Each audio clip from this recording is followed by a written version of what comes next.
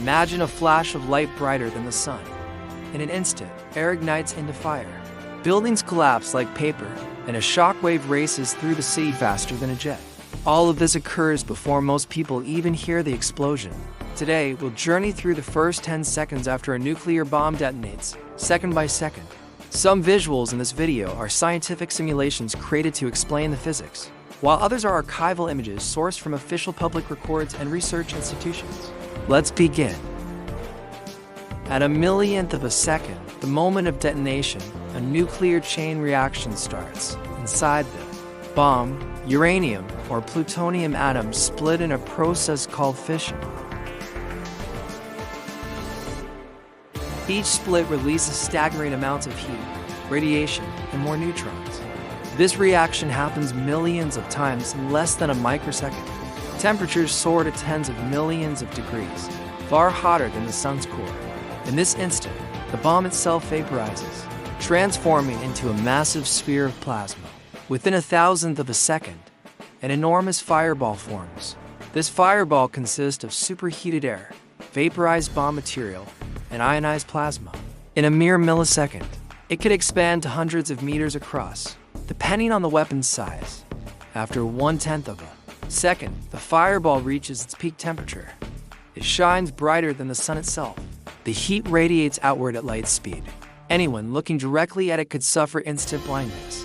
Simultaneously, the explosion unleashes a burst of X-rays and gamma radiation, hitting the surrounding air and causing it to expand violently. The intense thermal radiation can ignite materials miles away, triggering massive fires. This heat pulse lasts only a few seconds, but its impact can be catastrophic. The fireball compresses surrounding air, creating a high-pressure wall that becomes the shockwave. This wall of compressed air acts like a supersonic wind, instantly crushing nearby buildings and shattering windows kilometers away.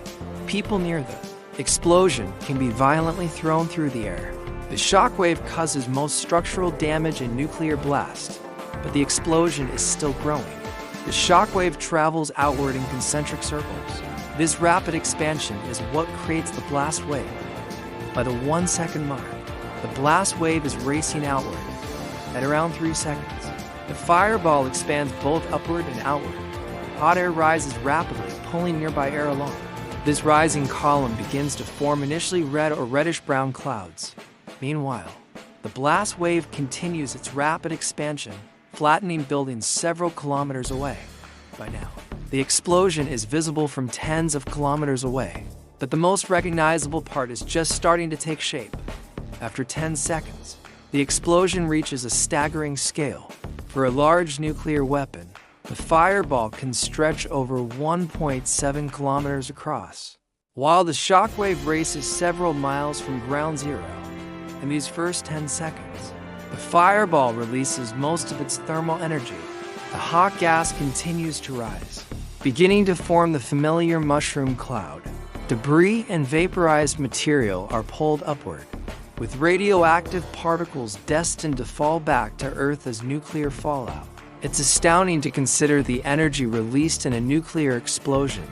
In just 10 seconds, the blast can create temperatures hotter than the sun, generate a supersonic shockwave, ignite fires kilometers away, and form a fireball larger than a city block. At the heart of this all lies the simple process of atoms splitting apart. Tiny particles create unimaginable power. Thank you for watching. And don't forget to like and subscribe for more incredible explorations.